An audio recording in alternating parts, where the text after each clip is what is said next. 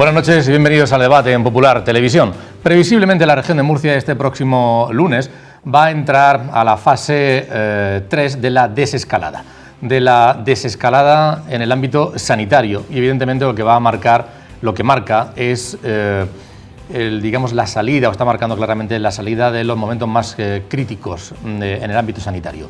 Pero sin embargo entramos en una escalada económica después del parón que ha habido en cuanto a esta actividad se refiere, y ahora se están poniendo encima de la mesa las consecuencias graves y cómo salir de ella, ayudas y demás medidas.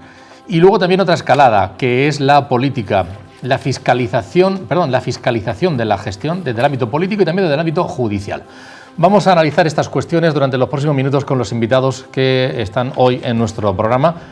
Les presento, estamos en plató de Popular Televisión, ya lo hicimos la semana pasada aquí, la anterior.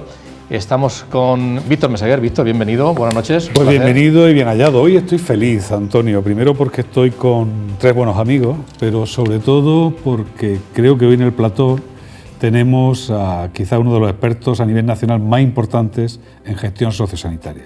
Sinceramente, Mariano, vengo a aprender.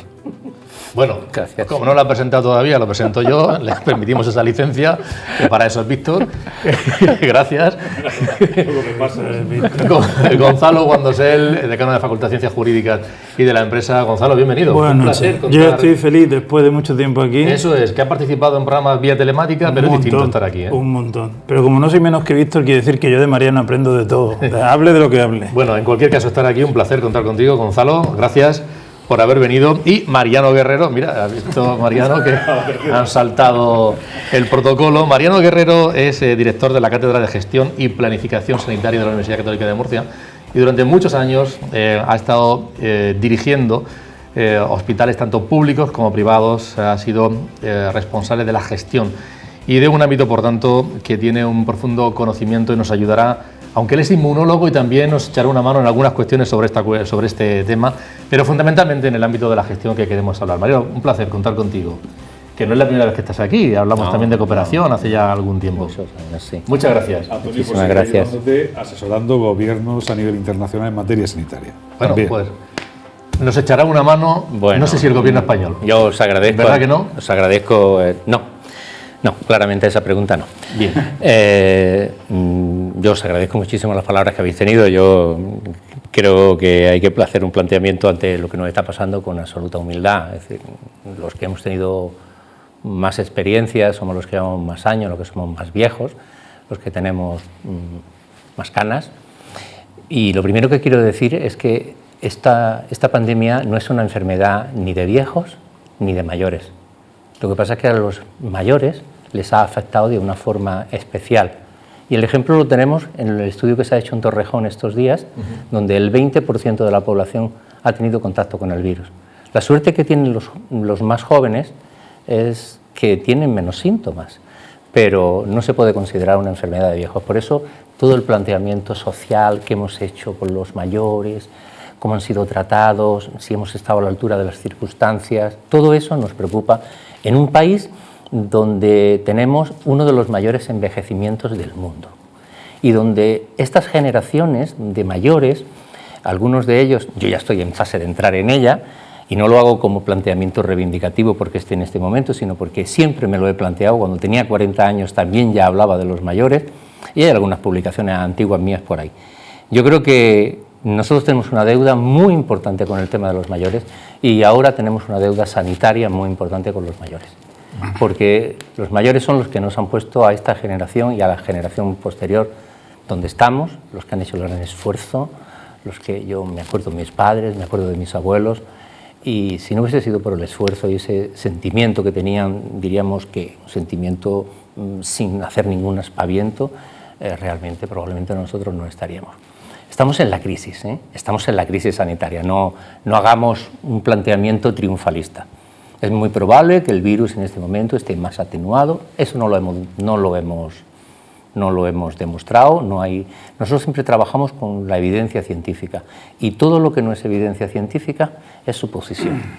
Ese ámbito, el de las personas mayores, lo hemos trabajado aquí en este programa y seguramente es un flash con el que Mariano Guerrero se queda de esta crisis. ¿Con cuál se queda Gonzalo? De todo, ámbito social, Bueno, el ámbito mira, de la salud. Si te parece, dejando el tema económico, que Sí, es mi tema sí, sí. y que hablaré de él más tarde, yo me quedo con tres sensaciones. Primero, me quedo con la sensación de que se ha actuado tarde, de que se empezó tarde a poner... Yo creo además que si el gobierno hubiese reconocido que se equivocó con el 8M, pues a lo mejor la crispación hubiera bajado bastante. Esa es una sensación que yo tengo.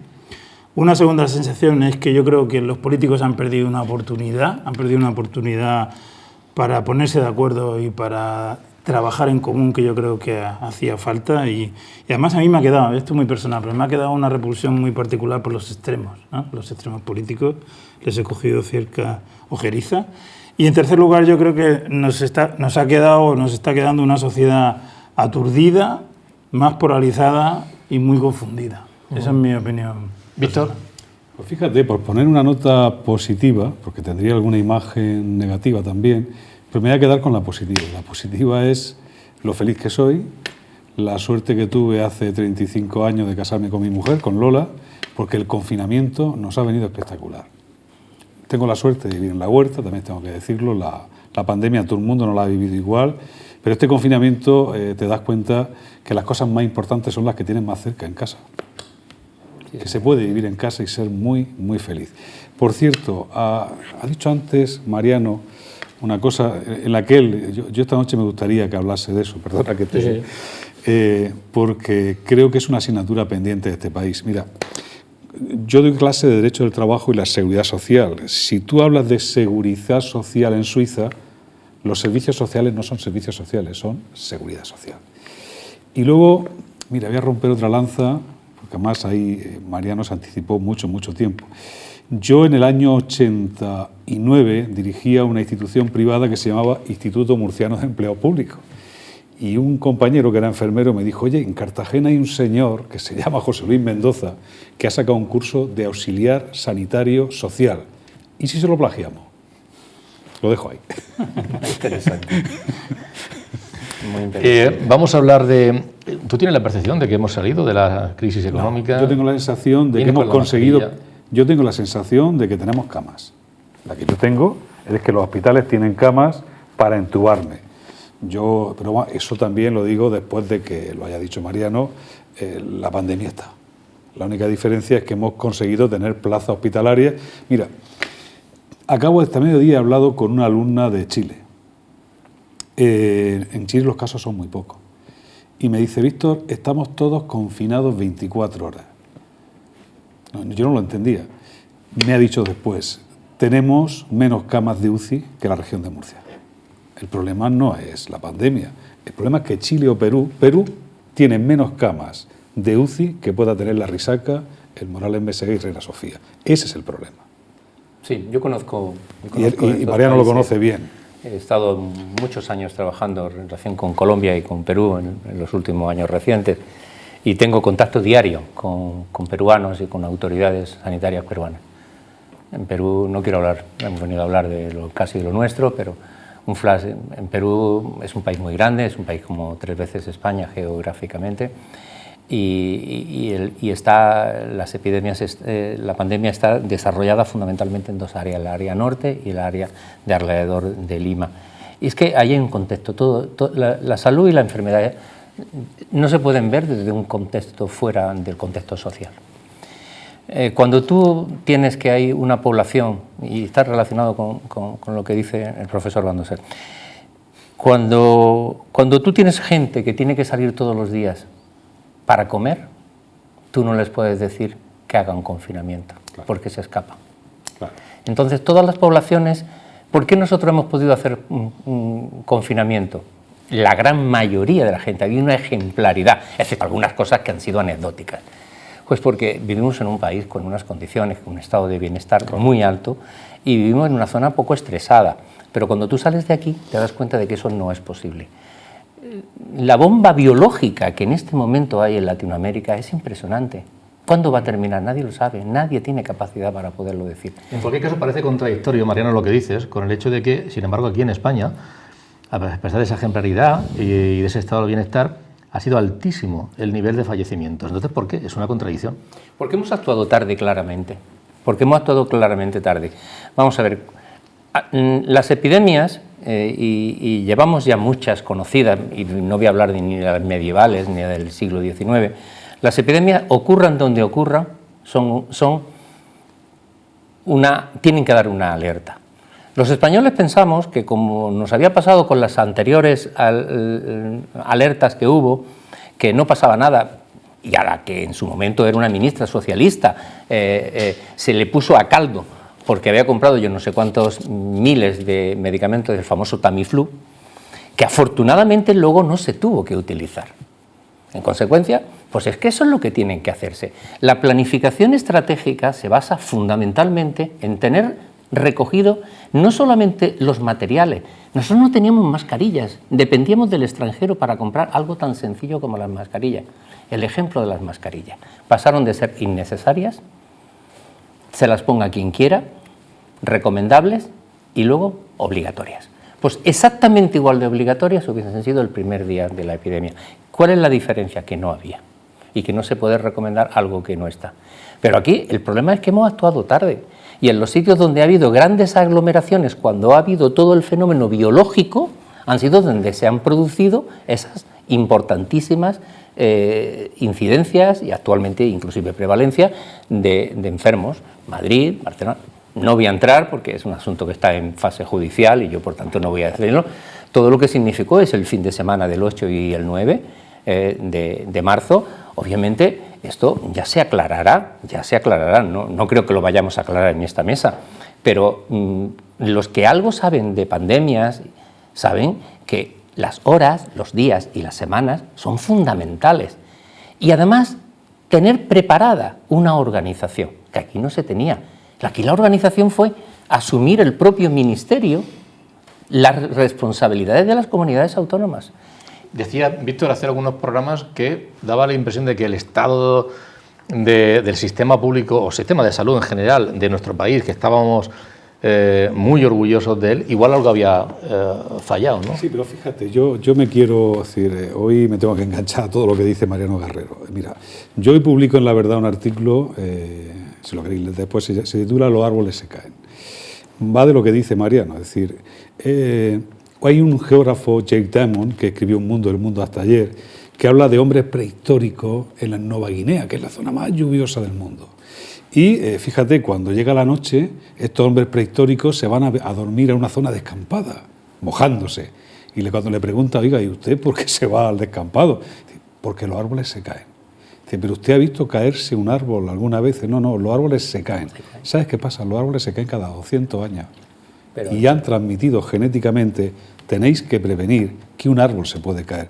Los virus, las pandemias, han ocurrido siempre. Yo no, por suerte no viví la de principios de siglo, pero mi padre sí. Lo que pasa es que el ser humano olvida, no aprende. Lo que estamos hablando, y lo decía él, cuando hablaba, lo decía Mariano Guerrero, cuando hablaba de planificación sanitaria, son temas que tienes que planificar aunque no se produzcan. Claro. Y yo creo, y coincido totalmente con Mariano Guerrero, que se ha actuado tarde, se ha actuado muy tarde, se ha sido frívolo en la actuación y además no estábamos preparados para esto. Ojo, para esto no estábamos preparados el conjunto del Estado, ni el gobierno central ni los gobiernos autónomos. Y fíjate, si hubiéramos estado preparados y la pandemia no llega, luego les critican. Oiga, ¿por qué hace usted ese gasto? Ahora posiblemente, mira, yo una de las consecuencias de esta crisis es que he visto en la calle mucha gente que hace unos años apoyaba los recortes, ahora defendiendo a pecho abierto la sanidad pública. Honradamente me alegro. Bienvenido. Defendamos la sanidad pública. Gonzalo. Bueno, si te parece, sobre el tema económico, sí. ¿Quieres que entremos ya? Es decir, mira, hoy me preguntaban si yo creía que había sido necesario parar la economía. Y creo que ya lo he contestado aquí alguna vez, yo creo que sí, pero porque se actuó tarde. Es decir, precisamente por actuar tarde, cuando cogimos el toro por los cuernos ya había que parar la economía porque estábamos en una tasa de contagio disparada. Ese parando la economía, unido al hecho de que España tiene, ya lo he dicho otras veces, una economía muy asociada al turismo y además la mayoría de las empresas, el 99% son micropymes, son pymes pequeñas, pues hizo el bajón brutal que tuvimos, que se cayeron 950.000 contratos en apenas un mes, ¿no? Que la mayoría de ellos eran temporales, son contratos cada semana que no se... Afortunadamente, la mayoría de los indefinidos se fueron a los ERTE famosos, que han parado. Ahora fíjate, ayer salieron las cifras del paro y nos hemos llevado una pequeña sorpresa porque han sido menores de lo que esperábamos. Ha habido 26.000 parados. Y hay una cosa que más. Estamos ya en 3.800.000, pero la gente se ha quedado sorprendida, esperaba más. Y ha habido una cosa que me ha llamado mucho la atención y es que ha habido un aumento de 50.000 contratos indefinidos. No dicen qué sectores, evidentemente serán sectores que estén ligados con la desescalada que se ha producido, ¿no? Pero ojo porque no vayamos ahora a lanzar las campanas al vuelo. Evidentemente parece que la curva que habíamos improvisado, esa en forma de U, parece que la realidad tiende a pensar que puede ser que hayamos acertado a pesar de improvisar. Pero ojo porque hay un problema. Todas esas empresas, ahora todas esas micropymes necesitan liquidez. Hace falta liquidez. Hay que conseguir que todos esos ERTES que sigue habiendo no se transformen en ERES, porque como se transformen en ERES, pues el acabose puede ser tremendo. ¿Y esa liquidez dónde va a salir? Pues si quieres lo dejo y luego hablamos, porque ya sabes que tiene que salir de Europa, que ya es lo único que nos queda, y luego hablamos. Pero mi mensaje es, puede que estemos saliendo, pero ojo que, como ha dicho antes Mariano, el virus no se ha acabado y las consecuencias económicas del virus tampoco. Me gusta lo que has dicho, porque un país muy liberal del norte de Europa, como Suecia, que en su momento tuvo un planteamiento de la solidaridad, la sensibilidad y solidaridad del sueco hará lo que tenga que hacer, se ha convertido en este momento en ser uno de los países con mayor infecciosidad del mundo. Por tanto, había que parar la economía, había que parar el país. La cuestión es, ¿había que pararlo entero o cuarto y mitad? O sea, esa es la situación, cuando en un momento determinado tú tienes que empezar a levantar. Y para eso hace falta otra cosa, y es claridad, transparencia, coordinación y transformar los datos en información. Entonces estamos todo el día trabajando con datos, pero no tenemos información. Es que la gente habitualmente confundimos los datos con la información. Tenemos muchos datos, pero no hemos sido capaces de darle esto y transformarlo en el planteamiento de información. Y por eso el mensaje es un mensaje que está lleno, como el queso Gruyère, está lleno de agujeros. Y la gente al final dice, no me lo creo.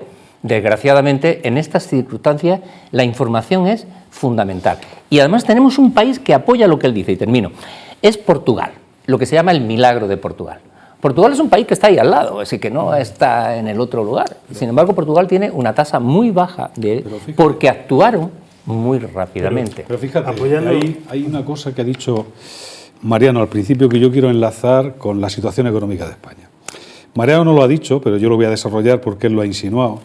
En el barrio del Callao, de Lima, donde esta universidad tiene, por cierto, un campus de verano todos los años, el 90% de la población vive en la economía sumergida.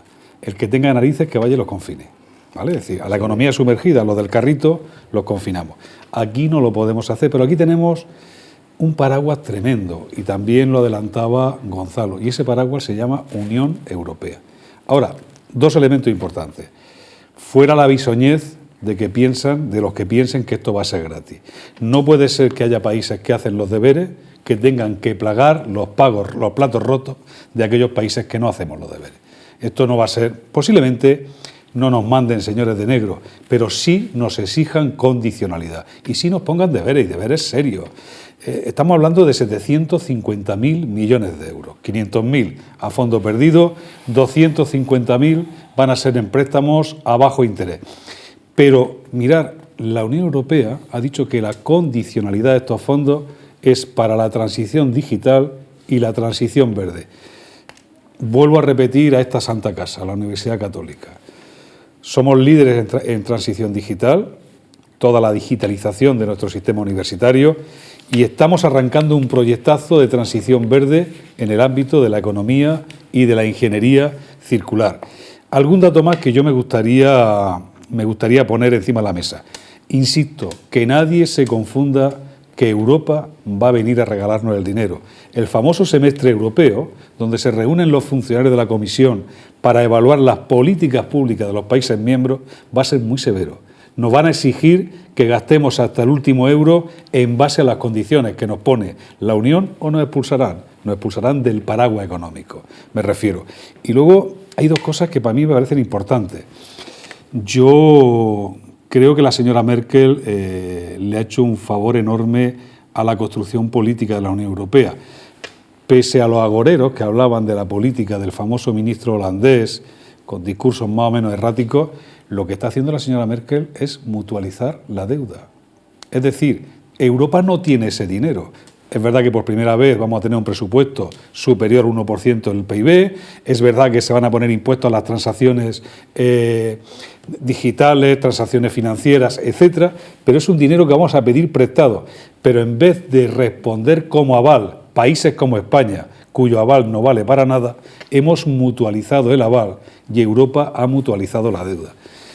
Esa es la gran diferencia, por eso estaba encantado con la introducción de Mariano, esa es la gran diferencia de la pandemia en España con la pandemia en Perú. Apuntar una cosa, yo creo, hemos vivido una situación terrible, hubo que parar la economía, no se planificó, no hubo tiempo para planificar, había que sobrevivir, evidentemente, pero ahora hay que cambiar el chip. Ahora hay que planificar, la planificación estratégica que ha dicho Mariano. Y pongo dos ejemplos. Víctor acaba de decir, la transformación digital, señores, el virus nos ha dado un empujón, pues vamos a trabajar en ello. Y luego, otro ejemplo muy importante, el turismo. ¿Cuántas veces hemos dicho que una de las causas por las cuales hemos sufrido tanto es porque el turismo es básico para España? Pero por favor, vamos a olvidarnos de los 85 millones de visitantes. A lo mejor no necesitamos 85 millones, necesitamos 50 que se gasten más y que sean de mayor calidad. Vamos a abandonar ese turismo que hemos tenido hasta ahora de mucha gente con poco dinero y a lo mejor buscar otro tipo de turismo que haga que el impacto futuro no sea mayor. Es decir, vamos a transformar, vamos a pensar en la planificación estratégica de nuestra economía. Ya no hablo de la industrialización porque para eso hacen falta 20 o 30 años. Pero hay que pensarla ya, hay que pensarlo. Por eso hay que quitarse el chip de la supervivencia que tenemos todos, los gestores económicos, públicos sobre todo, y empezar a pensar en el futuro del país. Marino, decía Gonzalo que había que parar la economía dada la situación tan grave en el ámbito sanitario. ¿Y por qué llegó a ser tan grave? ¿Por qué se cayó? ¿Eran peor de lo que creíamos los profesionales, la organización? ¿Ha fallado algo realmente? ¿Qué ha fallado? Ayer a los profesionales sanitarios, que no todos, sino los que estuvieron junto al virus, junto con los pacientes con virus, que han hecho un derroche de profesionalidad, generosidad, empatía, son premio princesa de Asturias, de la Concordia. Cuando un edificio tiene 3 plantas y la planta de abajo, que es la planificación estratégica, no se desarrolla, las otras de arriba se caen. Y se caen llenas de gente. ¿Qué es lo que ha pasado? Se han caído las organizaciones en la planificación operativa, la Risaca. Aquí ha habido mucho, afortunadamente. Yo que he vivido en diferentes comunidades esta situación, ha sido dantesca la propia situación. Y a pesar de esa crisis, de esa situación tan complicada, los profesionales, que son los que hacen la planificación clínica, los que hacen los tratamientos, esos han estado ahí hasta el último momento con el edificio cayéndose. Por tanto, lo que ha fallado, y yo lo digo en un reciente artículo, lo que ha fallado, esto no ha sido una crisis sanitaria de ninguna de las maneras, ni inclusive es una crisis de salud pública, solo de salud pública. Aquí lo que ha fallado ha sido la planificación estratégica. Es que los planes de salud de las diferentes comunidades autónomas no contemplan que esto pueda pasar. Pero hay un elemento que también quiero plantear, si me permitís. Es que cuando se completaron las transferencias sanitarias, y yo en aquel momento dirigía la Risaca, hace 20 años se creó un organismo que era el Consejo Interterritorial. ¿Para qué? Pues ese organismo es para coordinar lo que se rompía en ese momento en la transferencia, que estoy a favor de ella, pero tenía que haber un foro donde eso se pudiese coordinar. Durante 20 años no han hecho nada. Se ha convertido en otro foro político. Señores, ya tienen el Parlamento, ya tienen el Senado, dejen eso, que eso es una cuestión técnica. Ahí es donde tenía que haberse hecho un planteamiento de salud pública y de haber actuado. Porque aunque esto pueda ocurrir cada 30, 50 o 100 años, en un país como España y en la Unión Europea, esto hay que tenerlo previsto, y no solamente porque tengamos mascarilla o porque tengamos... No, lo que tiene que haber es una organización perfectamente definida para activarla en el momento que ocurra. ¿Quién hace esto perfectamente? Las Fuerzas Armadas. Las Fuerzas Armadas, ellas sí que tienen el planteamiento, porque pueden ser llamados a una guerra, pueden ser llamados a cualquier cuestión. En el sector sanitario, desde las transferencias sanitarias, todo el tema organizativo macro país ha quedado en un limbo que yo espero que alguien tenga un poco, una vez resuelta la primera cuestión, y los que queden, claro, pues tengan la capacidad de sentarse y decir, vamos a ver, hagamos un plan de salud general para todo el país, en el que haya solidaridad. Aquí ha habido comunidades que se han quitado los respiradores unos a otras. Ha habido momentos en que fábricas de mascarillas que iban a una comunidad, el Ministerio las ha requisado. Esto no puede ocurrir. Y la tercera cuestión es que el espectáculo que estamos dando a nivel europeo en referencia a los planteamientos políticos y de política sanitaria, eso tiene su factura. Y eso tendrá su propia factura en muy breve espacio de tiempo. Yo tengo un amigo, Mariano, que trabaja como secretario general de la Organización de Aviación Civil de Naciones Unidas, y cuando el desastre de Haití dijo, oye, por favor, no más ONG, que vengan los marines. Claro. Que vengan los marines.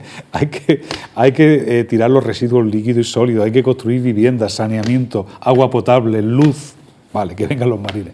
Lo que acaba de decir es una verdad. A mí me tocó en esa época negociar las transferencias sanitarias de esta región, y ese otro capítulo. Mira, en el artículo que dice Mariano, que ha escrito, que yo he tenido el gustazo de leérmelo, hay una frase donde citas a Ortega y dice, no sabemos lo que nos pasa y eso es lo que nos pasa. Pues yo creo que más o menos estamos en esa. Es decir, tenemos un sistema sanitario espectacular, no me cabe la menor duda. Tenemos un gran sistema sanitario del que sentirnos orgullosos. ¿Ha habido una planificación sanitaria? No.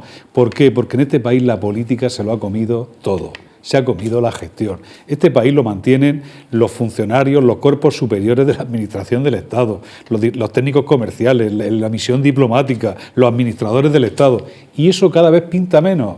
Aparece un político que no sabe de dónde ha caído, que no tiene ni idea de nada, por hablar en un lenguaje políticamente correcto, y donde planifica con los pies.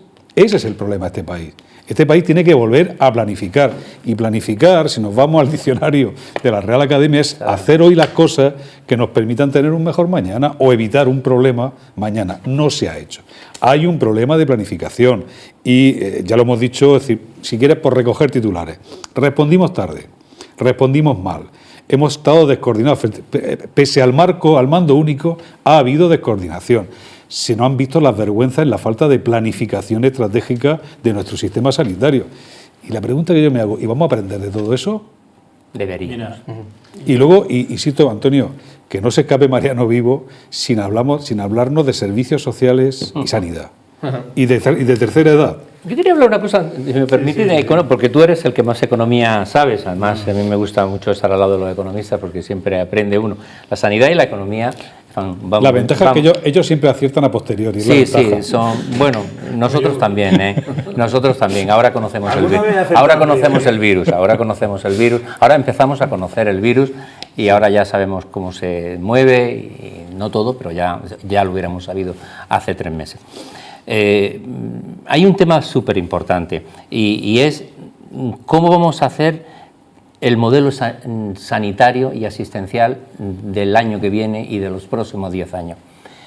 Lo que sabemos es que tenemos que intentar sacar de todo lo que hacemos en las organizaciones sanitarias, que por cierto, por eso hablo de economía, porque es el 40% del gasto de las comunidades autónomas. De cada 10 euros que llegan a todas las comunidades autónomas, 4 van al sistema sanitario. Por tanto, ahí hay molla y en consecuencia habrá que plantearse. Todo lo que hacemos con los ciudadanos, con los pacientes, es sanitariamente entendible. Hay cosas que no. Hay cosas que no. Y hay cosas que tú lo has mencionado. La digitalización debe de haber venido como el virus para quedarse. Y por tanto, tenemos que quitar de todo el planteamiento asistencial, llámese hospitales, llámese centro de salud, llámese consultorio, todo aquello que no se tenga que hacer con el modelo clásico de la relación médico-enfermo, sino que tengamos, ahora estamos acostumbrados a tener videoconferencias, el 83% de la gente ya entra en Internet, todo eso tenemos. Si después de lo que ha pasado vuelve la gente a ir al centro de salud, de cualquier centro de salud de Murcia, buenísimo, con magníficos profesionales, a recoger una analítica o a ver qué es lo que le dice no sé cuánto, un consejo, hemos caído. Tenemos que intentar que ahora es el gasto sanitario no siga creciendo. No olvidemos que el gasto sanitario, después de la economía, de la transferencia a las comunidades autónomas, se ha duplicado y en algunos sitios se ha triplicado. Por tanto, ahora tenemos que intentar, hablando con los economistas, de que vaya al sector sanitario todo aquel gasto que genere un término muy importante, que se llama salud. Y trabajar no solamente con los pacientes, sino también con los ciudadanos sanos. Pero va a haber dinero, Gonzalo, quiero decir, ¿realmente va a haber aportaciones económicas de Europa, que se ha hablado antes, y a dónde va a ir destinado? Mira, antes, y con qué condiciones? Antes he lanzado una luz verde, que era lo de los 50.000 contratos indefinidos que ha habido en el último. Ahora lanzo una luz roja. El año pasado, en todo el 2019, gastos de prestaciones fueron 18.000 millones de euros. En los 2 últimos meses, 9.000, la mitad. Prestaciones, es decir, dinero que tiene que pagar, pensiones, etcétera, etcétera, que tiene que pagar el gobierno. O sea, ojo, más luego aparte todo el apoyo, la liquidez que va a haber que dar a las pymes. Es decir, el dinero que necesita el gobierno es brutal. ¿Qué pasa? Que tenemos un déficit tremendo, estamos ahogados, no podemos salir al mercado a buscar dinero, tenemos la deuda también ahí que nos tiene comidos. Luego, ¿quién es nuestro padre? Europa. Y ahí es donde estamos empezando a pagar los platos rotos, Mariano, porque se está negociando el plan de reestructuración europea que decía antes Víctor y tal. Pero ¿qué pasa? No nos engañemos, no se fían de nosotros. Si es que no se fían. Si es que llevamos 20 años incumpliendo todos los compromisos que hemos tenido en déficit, en todo. Es decir, el año pasado el déficit fiscal se dejó ahí abandonado. Es decir, no se fían para nada y no quieren pagar ellos los platos rotos nuestros. Por lo cual, ¿cuál es mi predicción? Por lo cual voy a intentar predecirlo no a posteriori, sino a priori. Yo creo que va a haber un rescate. Yo creo que en otoño vamos a ser rescatados. Aquí se le tiene pánico a lo del MEDE. El MEDE era el fondo de ese rescate que se creó en la crisis, que venían los hombres de negro y tal. Yo creo que en todas las negociaciones se va a conseguir que no vengan los hombres de negro, ¿vale? Pero sí que va a haber condiciones, y va a haber condiciones muy duras para España, y lo triste que van a ser las condiciones que ellos van a querer que nosotros hagamos. Es decir, ellos van a marcar los cambios estructurales que ellos creen que tenemos que hacer, porque nosotros no hemos sido capaces de planificar nosotros mismos los que han de hacerse.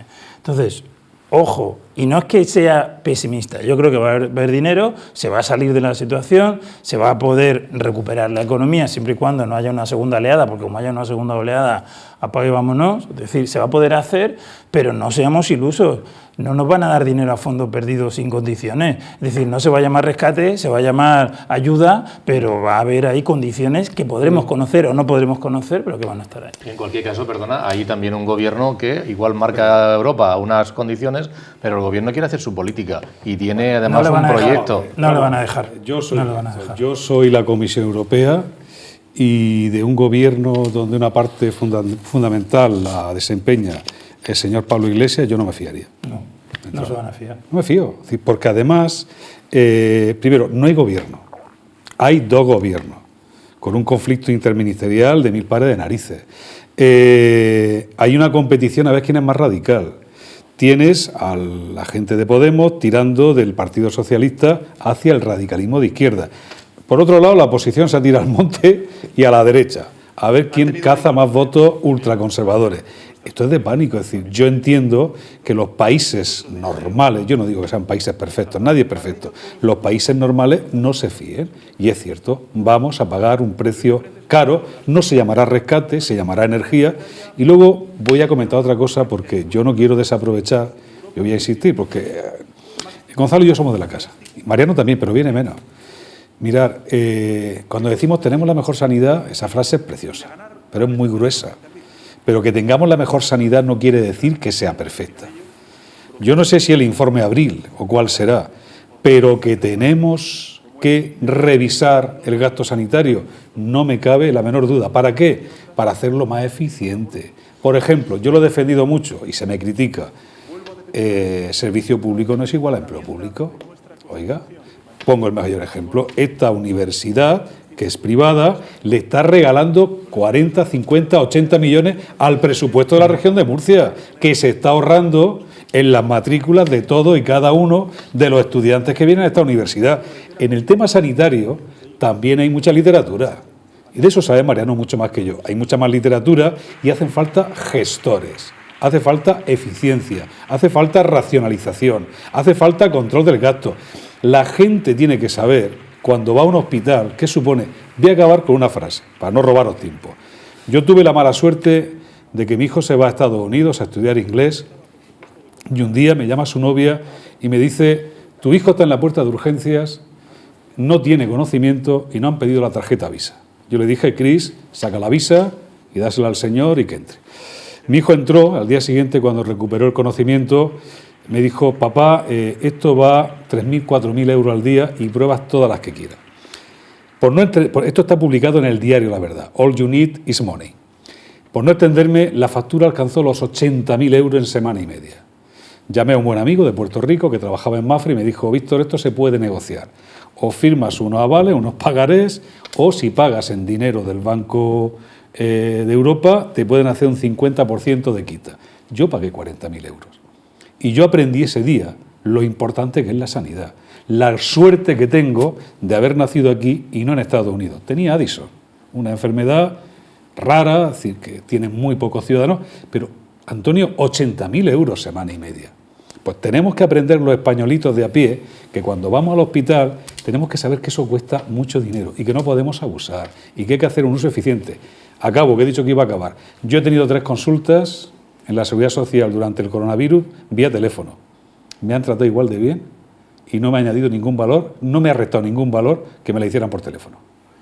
En la comisión esta de reconstrucción, que están llamando a diferentes personalidades, a mí una de las cosas que me llama mucho la atención, sobre todo cuando son sanitarias, es que todos piden más recursos. Y yo siempre me río, digo, ¿de dónde van a salir los más recursos? Lo que tenemos que hacer es, si ya gastamos el 40%, no tendremos capacidad de, con ese 40%, hacer las cosas de otra forma. Y porque con ese dinero hay un porcentaje que en algunos sitios de ineficiencia, que en algunos sitios llega hasta el 20% de recursos perfectamente bien cualificados que están haciendo tareas, funciones, asistencia que la pueden hacer otras personas o se puede hacer telefónicamente, sin entrar en el impacto que esto tiene en los desplazamientos, en la familia, como decía al principio, en una sociedad tremendamente envejecida, donde la gran mayoría de los mayores no pueden ir solos porque tienen que ir con la hija, tienen que pedir, es decir, con el impacto laboral que tiene eso.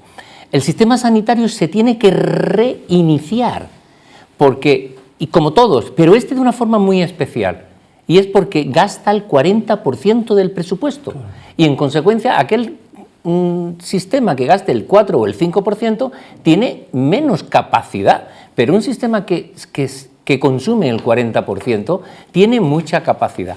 Muchas de las cosas, o voy a rectificar, algunas de las cosas que hacemos no aportan valor salud. Y esto lo tenemos que aceptar. Si no lo aceptamos, estamos muertos, porque realmente cuando tú llegas a una organización sanitaria, y yo he dirigido 5 grandes organizaciones sanitarias de este país, te das cuenta y le preguntas a la gente: ¿y esto por qué? Y entonces, pues la verdad es que a lo mejor no tenía que haberlo hecho. Bueno, pues a los ciudadanos todo lo que haya que hacerle, pero al ciudadano hay que hacerle todo lo que necesita, solo lo que necesita, y hacerlo de una forma diferente. El tema de la digitalización se tiene que aprovechar, es una oportunidad. La gente tenemos que educarla, tenemos que darnos cuenta de que en atención primaria y algunas veces en las consultas de los hospitales y en urgencias de los hospitales, un porcentaje que en algunos casos puede ser hasta del 25% de la actividad, no necesariamente se tiene que hacer como se hace. Y el nivel, y lo ha dicho Víctor, el nivel de satisfacción por parte del ciudadano es lo mismo, porque tú lo que vas a que los médicos muchas veces solamente no curamos, asesoramos, ayudamos, conducimos.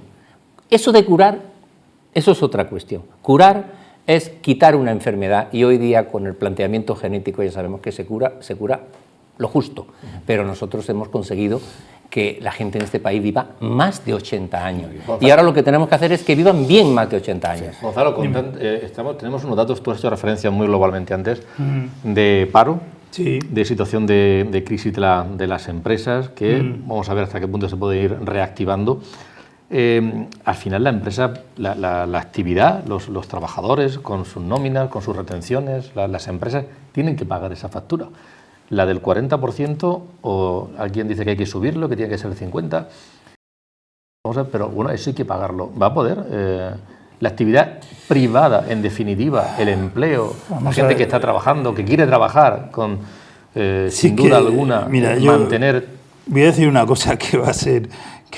que sé que va a ser dura, pero yo creo que estamos en una etapa en la cual los políticos deberían desaparecer un poco y aparecer más tecnócratas, gente técnica, que controlara un poquito más lo que es gestionar. Y ya no hablo del 40% que va a sanidad, sino del país en general, ¿no? Claro que hay dinero para eso, pero hay que dirigirlo bien y hay que obtenerlo bien. Pero para eso tú tienes que gestionar de manera que Europa se fíe de ti y que te preste a fondo perdido, como ha dicho Víctor. Entonces, el mensaje es, evidentemente, fíjate, llevamos una semana de desescalada y ya se nota, ya se ha notado, es decir, se está notando. Y es verdad que parece que vamos a tener esa salida en U, que tanto se decía, parece que sí, porque el reflejo de los buenos datos positivos han sido muy altos en apenas 2 semanas. Pero tenemos que mimar mucho, hace falta liquidez, todas esas pequeñas empresas, medianas empresas necesitan esa liquidez para poder generar la actividad económica, que a su vez es la que luego hará que ellos paguen los impuestos para que podamos funcionar. Es decir, que las tuercas, las pequeñas tuercas, tienen que estar engrasadas y se tienen que engrasar con dinero. Y el gobierno necesita ese dinero. Y ese dinero se va de Europa. Pero tú decías, pero es que si el gobierno no quiere, el gobierno va a tener que tragar y le van a obligar a hacer algunas cosas, le van a quitar la espoleta ideológica y ellos lo saben y por eso están tan nerviosos. Pero no a este gobierno, a cualquiera, porque es Europa la que va a decidir qué cambios tenemos que hacer y qué cosas tenemos que hacer y nos van a dirigir. Mariano, yo decía antes también al principio del programa que entramos también en otra fase de escalada, que es la de la fiscalización de lo que ha pasado, de lo que está pasando, ojalá de lo que ha pasado, y que no vuelva a ocurrir en mucho tiempo, pero que siempre hay que tener esa precaución. Va a haber... Está habiendo ya muchas iniciativas legales ante los juzgados, a veces son, digamos, con intención política, a veces son de familiares que creen que ha fallecido su padre o el abuelo de una manera que no entienden y que piden responsabilidades. A veces son de asociaciones de profesionales. Con independencia de cómo acabe, ¿crees que realmente es lógico que eso se deba producir en un estado como el que tenemos? ¿No se debería entrar en ese ámbito o sí y no pasa nada? 30.000 o 45.000 muertos, que es lo que se ha generado, las muertes desgraciadamente que se han generado en este periodo de tiempo, porque hablamos de 30.000 aproximadamente contagiados por el COVID, pero cuando comparamos la gente que ha muerto en estos meses comparado con los que murieron el año pasado en estos mismos meses, ya no estamos hablando de 30.000, estamos hablando de 45.000. Perdona, ¿esas dos cifras son ciertas o hay un engaño? Eso es cierto. Las dos. Las dos son ciertas porque solamente se han contabilizado los casos COVID y en su primer momento fueron los que tenían la PCR positiva. Y luego, pues muchas de las muertes que hubo, sobre todo en residencia, no olvidemos que el 50% de los muertos en Madrid son personas que estaban en residencias y obviamente ahí muchos de ellos no tuvieron acceso a esas pruebas, en su momento murieron con una enorme fragilidad y obviamente estas personas no estaban contabilizadas en ese registro. Lo más importante es el registro del Instituto Nacional de Estadística, donde dice realmente las personas que se mueren, eso es un hecho objetivo, hay un registro, punto, y se acabó. En un país serio en ese sentido, a lo mejor en otro país no pasa esto, pero aquí sí. Por tanto, tendremos que analizar, habrá el momento en que yo, como decía antes, pasaremos de analizar, de que los datos se conviertan en información. Pero en el ámbito judicial también... Hay mucho dolor. Cuando se produce tanto dolor y ha habido un dolor enorme, ya no solamente por cómo se han producido las muertes, sino cómo lo que ha rodeado la muerte, el que no hayan podido ser la gran mayoría, o diríamos el 99% de ellos, acompañados, despedidos, ese dolor necesita un tiempo de asentamiento.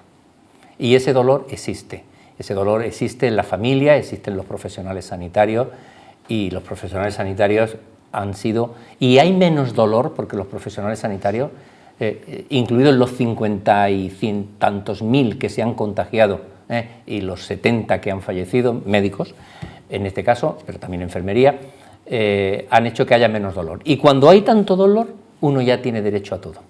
Y entonces ya uno tiene derecho a preguntar. Y a veces cuando uno pregunta, y en vez de preguntarle al vecino, se lo pregunta al juez, ya entra en un proceso judicial. Es verdad que yo he dicho al principio, no quiero con esto hacer más largo, pero yo creo que hay una reflexión, tenemos que hacernos como país una reflexión de cuál es la cobertura sanitaria de las residencias de mayores. Tenemos que ver dónde está la barrera entre lo sanitario y lo social cuando uno cumple 75 años. ¿Dónde está esa línea? Yo no la sé. y por eso siempre hablamos del espacio sociosanitario. Pero nadie, ningún político se ha atrevido a hacerlo. Y por tanto, es verdad que en este momento hay gente que puede pensar que las personas que han muerto, algunos de los que han muerto o muchos de los que han muerto en las residencias de mayores, podrían haber recibido otro modelo de asistencia. Pero es un tema muy complicado porque tiene unas connotaciones éticas. Y el segundo relacionado con esto, y que seré breve, es ¿quién han sido las personas que han entrado en las unidades de cuidados intensivos cuando necesitaban cuidados intensivos? Yo siempre digo esto, lo mismo, lo he dicho repetidamente. Siempre hay, desde toda la vida, desde que hay cuidado intensivo, hay un análisis de que tiene que entrar el que más lo necesita. Lo que pasa es que no puede haber una discriminación negativa. Y entonces, en un país donde llegamos a hacer trasplantes a personas de más de 80 años. Por tanto, si hacemos trasplante a personas de más de 80 años, no debemos de hacer una discriminación negativa. Pero no estábamos en una situación normal, estábamos en una pandemia que tiene similitud de guerra, y eso nos lo enseñaron los militares. ¿Quién son los que tienen que hacer la selección de quién va aquí y va allá? ¿Entiendes? Muy complicado. Mira, Que se entre en ese ámbito. primero un matiz a algo que sin que sirva de precedente voy a coincidir con Gonzalo. Cuando hablaba de la necesidad de los tecnócratas. Mira, hay un libro que se llama Reinventar el gobierno, que lo escribe Osborne y Gadler, que dicen que la palabra gobierno viene de una voz griega que significa llevar el timón, que prestar servicio es remar y que los gobiernos no son buenos remando. Lo dejo ahí, que cada uno la interprete. Sí, respecto a lo que dice Mariano, yo comprendo, es decir, sobre todo el haberle robado el luto a muchas familias, eso causa un dolor desgarrador. Es decir, la gente tiene que tener luto para despedir a sus familiares, para decirles adiós y para ser consciente de que ya no va a volver a estar contigo. Lo que pasa es que yo introduciría un matiz, y es la enorme cantidad de políticos irresponsables que tenemos en este país, que están incitando a un proceso donde todos van a ir contra todos. Mira, yo quiero leer dos citas. Una dice que una cosa es que la judicatura mantenga a los gobiernos dentro de sus competencias y otro es permitir que revise decisiones políticas sobre las que el gobierno debe rendir cuenta al Parlamento. Esto lo ha dicho Jonathan Subtington, que es magistrado del Tribunal Supremo británico. Abríamos el programa con lo más positivo, que yo te decía que era mi vida familiar. Voy a empezar a acabarlo con lo más negativo. Me ha generado rabia, dolor, mala uva. No quiero seguir con el tono porque entraría en frase, oír a una persona ignominiosa, que se llama Pablo Iglesias, decir que decreta la alerta antifascista y llama a la movilización contra los posfranquistas de Vox. Mira, un periodista muy importante de esta región ha escrito en Twitter: esa actitud de un vicepresidente del gobierno es de una irresponsabilidad y gravedad enorme. Alienta y calienta a los grupos violentos. Si no es una torpeza, esa es la intención. Cualquiera de las dos es indeseable para una sociedad que quiera convivir en un clima de paz social. El periodista se llama Antonio Semitiel. Y ahora ya para acabar, mira, cuando veo al líder del Partido Socialista, con el cual mantengo discrepancias importantes, cuando veo a su socio, no sé si es el socio o el enemigo, yo creo que el principal enemigo, el señor Sánchez, lo tiene dentro del gobierno, que es el señor Pablo Iglesias. Cuando veo a la oposición, la verdad es que me genera zozobra. Es decir, yo ahora miro a la señora Merkel. La señora Merkel preside un partido que se llama Unión Demócrata Cristiana Alemana. Esta mujer, hay dos vídeos corriendo por YouTube, uno donde en un acto partidista le quita la banderita de Alemania a uno de sus ministros y le dice: esta bandera es de todos, no es del Partido Demócrata Cristiano. Y la otra ha sido un discurso en el Parlamento alemán diciendo: yo defiendo la libertad de opinión, pero tiene unos límites cuando atenta contra la dignidad de las personas. Creo que hoy el Partido Demócrata Cristiano Alemán es un claro ejemplo que nadie supera, por supuesto, por la izquierda en nuestro país. Hay que empezar a cambiar algunas cosas, de verdad, porque estamos polarizando la política y estamos convirtiendo esto en un circo. Voy a terminar, con permiso, Antonio, como he empezado. Yo he empezado diciendo que para mí había quedado una sociedad aturdida por lo que ha pasado, porque nos ha pillado fuera del juego, polarizada por culpa de los políticos y confundida, porque no sabemos qué va a pasar todavía, el virus nos ha ido, la economía no lo sabemos, pero hay que ser positivo, pero yo es verdad que los políticos me están dando una lección terrible, horrible, y me están generando, lo he dicho también, una sensación, sobre todo hacia los polos, muy negativa. Sobre el apunte que decía Víctor, y te lo agradezco, vamos a ver Magnífico Twitter. Gracias. Vamos a ver dos imágenes. Es verdad que ejemplos hay muchos, desde un político a otro político, se pueden poner muchos, pero voy a poner ejemplo de acción de gobierno, de personas con responsabilidad de gobierno. Vamos a ver ese tuit que a mí me enfadó mucho, porque, en efecto, vamos a verlo. Está ahí. Vemos ese tuit en donde es Antifa, con la fotografía. Es un vicepresidente del gobierno que tiene que dar ejemplo.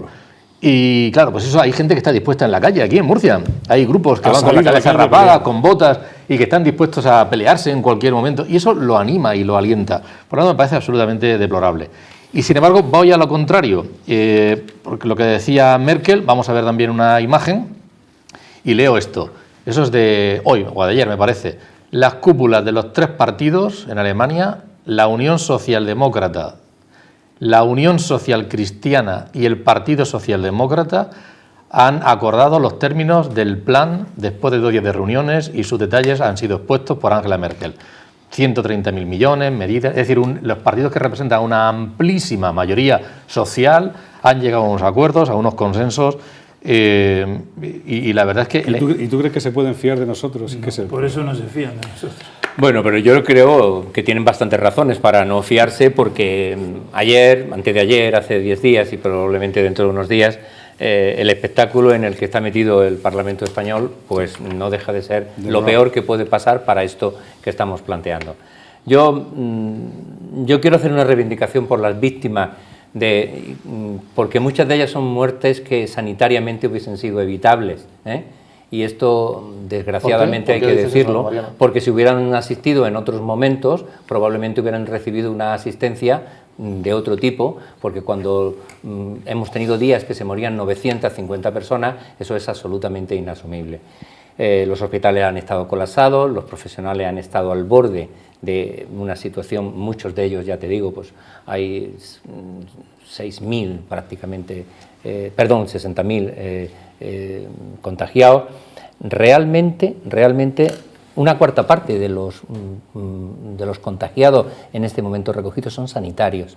Por tanto, las víctimas son los que han muerto, sus familias que no los han podido llorar, que eso es muy importante en un país como España, que vivimos en una situación, porque a lo mejor esto en otro país donde la gente vive de otra forma, pero aquí ya estábamos acostumbrados a vivir en esa área de confort, de acompañar a nuestros difuntos, de estar con ellos, de despedirnos con ellos. Yo desgraciadamente tengo una experiencia personal.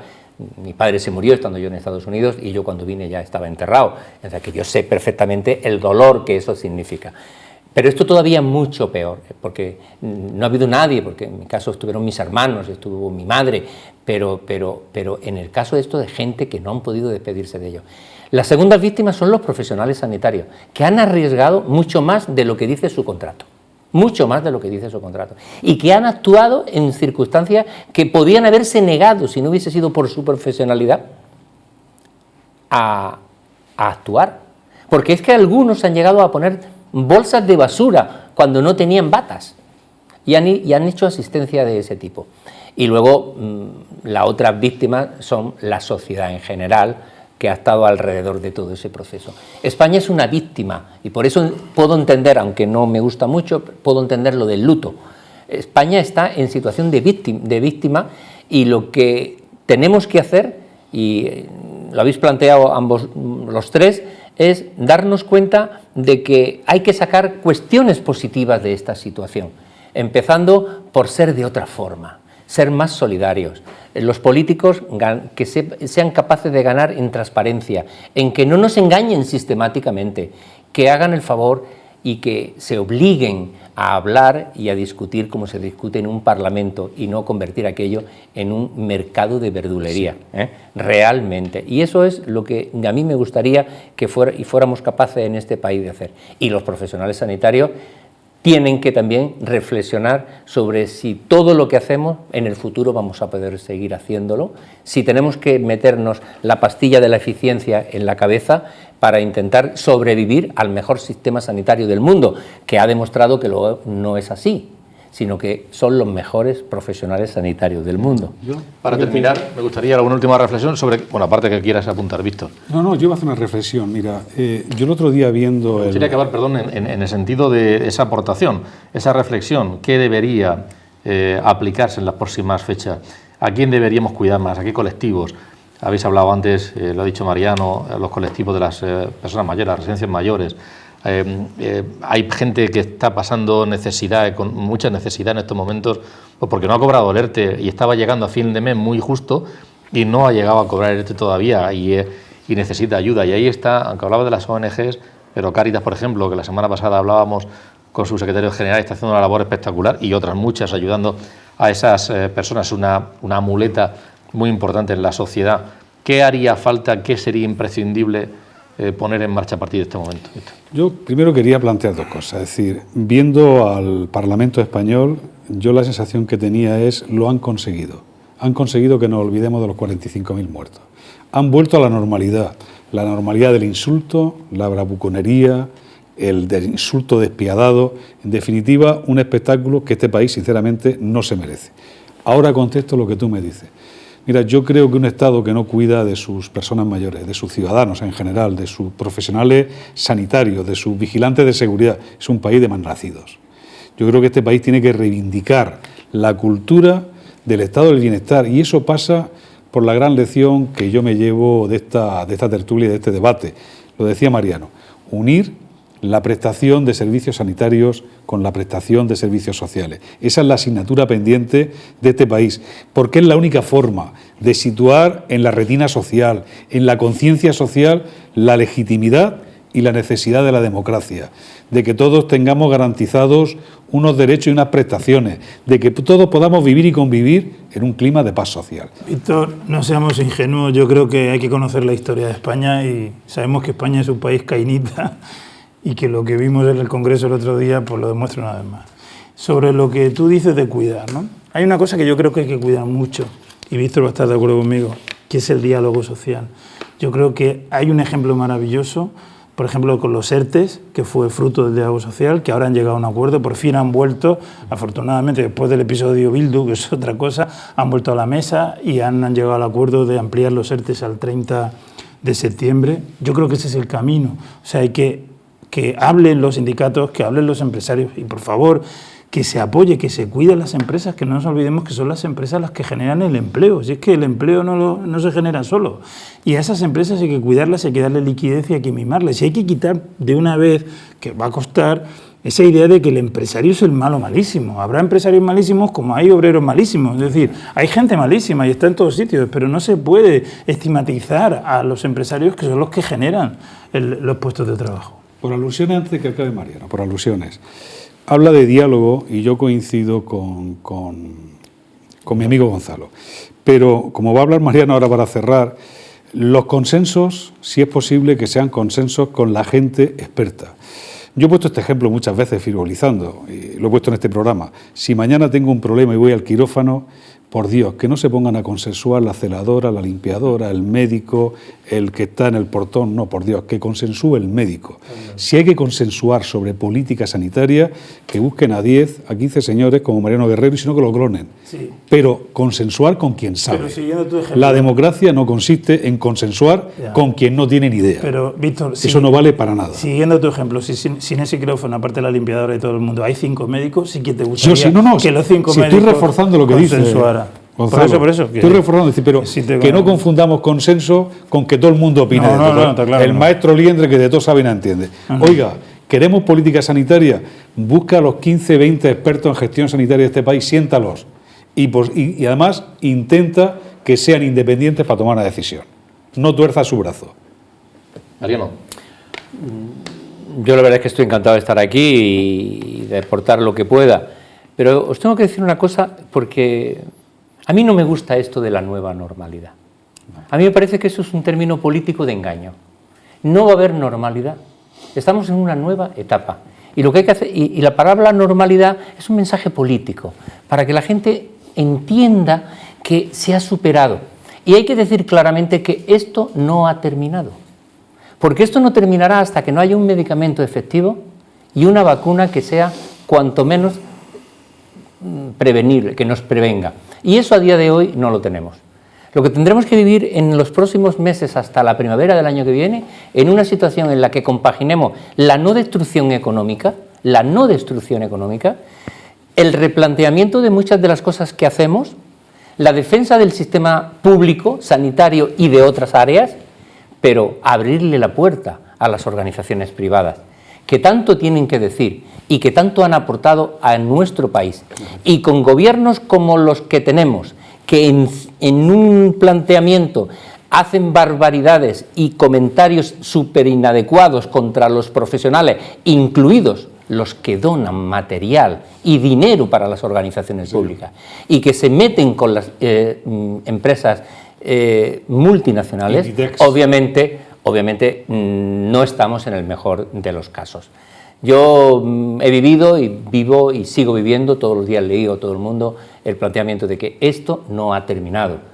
Por tanto, es muy importante que los médicos digamos que las medidas de control, las medidas de distanciamiento, el planteamiento de los lavados de manos sistemáticamente, evitar todas estas cosas que estamos viendo, que quiero pensar que solamente son anecdóticas de gente que no cumple. Esa es nuestra única garantía para que el sistema sanitario no se vuelva a colapsar, para que no vaya a haber otra vez miles y miles de muertos por esta situación y que tengamos que entrar a un estado en el que la economía vuelva a ser. La economía no es un ente, la economía es de lo que vive la gente, de lo que vive la gente. Y si nosotros nos cargamos la economía, la gente se muere. En Perú dicen que el hambre también mata. Y hay algunas pancartas que dicen que el hambre mata más que el virus. Figuraros qué situación. Por tanto, yo sé que a eso no vamos a llegar. En cualquier caso parece que hay ahí una doble, no sé si estrategia o alma, porque oído Pablo Iglesias o oído Calviño, hay una diferencia. Bueno, porque no hay un gobierno. Hay personas que saben cómo se manejan las cosas en Europa y yo, mira, si me permite una expresión, hace muchos años, para entrar en el mundo de la política, eras un profesional que te dedicabas a una serie de cosas y en un momento determinado, inclusive, pero políticos de derecha, de izquierda y todo, no olvidemos que en la República tuvimos presidentes que eran catedráticos de medicina, como un servidor. Y realmente eso se ha cambiado, porque ahora yo una de las cosas que haría, y lo digo con todo el respeto del mundo, sabéis que no soy... Primer empleo, mejora de empleo. Sí, yo lo primero que haría es quitaría lo de las juventudes políticas, porque yo creo que la gente lo primero que tiene que hacer es aprender a trabajar. Y una vez, cuando tú aprendes a trabajar y a tener responsabilidades, luego eres mejor político. Sí.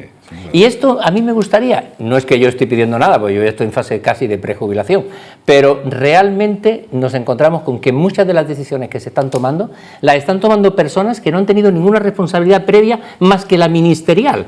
Y en consecuencia te puedes imaginar, por muchos asesores que tengan, que a mí eso me da un poco de miedo. Han nacido ministro. Muy bien. Gracias, Mariano Guerrero, gracias, Gonzalo Guandosé, gracias, Víctor Meseguer, por estar aquí esta noche en este programa, en el debate. Volveremos analizando la situación actual. Entramos previsiblemente el lunes en la fase 3 en la región de Murcia. Seamos muy precavidos, con mucha responsabilidad, lo decía el doctor Guerrero, inmunólogo, por cierto, y que por tanto esas apostillas que ha estado haciendo tienen un valor añadido en esta mesa. Gracias por habernos seguido y volveremos el próximo jueves. Buenas noches. Buenas noches. Muy bueno.